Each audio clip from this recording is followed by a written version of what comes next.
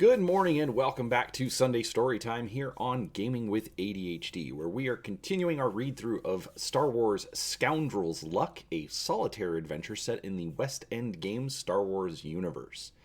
Now, if this is your first time here, I will have a link down in the description taking you to the first video in the series. This is a solitaire adventure, so sort of a choose your own adventure kind of story, and I will read through the section, and then at the end, I ask that you viewers put a comment down below as far as which decision I should make. So, before we get started though, make sure you're subscribed to the channel. That way, when new videos come out, you'll be notified, and that way you can, pick up the next chapter in the story. And if you enjoyed this, at the end of the video, I do ask that you leave a like, and we'll go from there.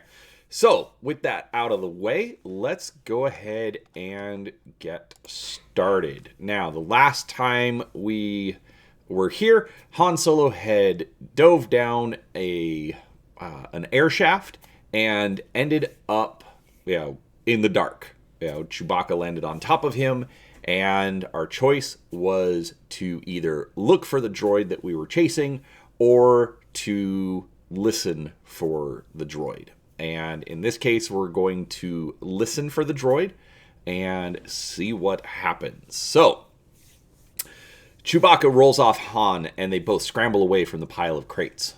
The room is darker than deep space. Not even the pinprick of a distant star disturbs the gloom. Han can see nothing, not a wall, not the ceiling, not even the floor upon which he stands.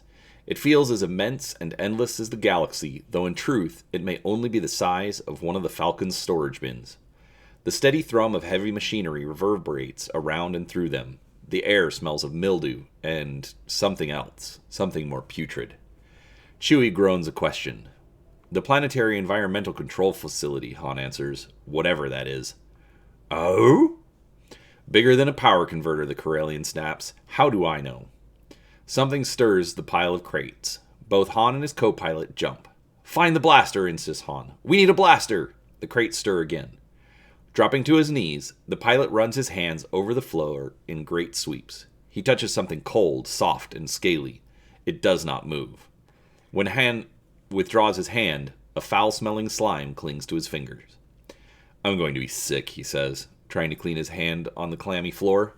The crates shift even more. Han scrambles away and bumps into a large furry object. Chewbacca roars. A light flashes beneath the crates. Instinctively, Han covers his eyes as the light sends blinding bursts of pain through his optic nerves. Something whirs and the crates stir again. This time they continue to rustle. Whatever lies beneath them is coming out. The droid, Han shouts, diving in the direction of the noise. Again, a light flashes and sharp pain lances through his head. The droid is using its artificial illumination attachment to disorient the smugglers. Han also suspects that the droid's photoreceptors are more adept during the light flashes than his own eyes. The droid flashes its light again. This time, it flares further away and in a different direction. The flash clearly reveals the droid's silhouette. Han also gets the impression that the droid is moving down a high corridor. Come on, Chewie, Han yells, running in the same direction the droid has fled. He hopes. Chewbacca growls to let Han know he is following. Han strikes a wall with his right shoulder. Hoping that the wall runs along the corridor, Han lays a guiding hand on its cold surface and continues. A moment later, the droid flashes its light again, and Han knows they are on its trail. 3 flashes, and perhaps 50 steps later, the wall ends. The corridor intersects with a much larger one. A loud rumble fills the darkness directly ahead.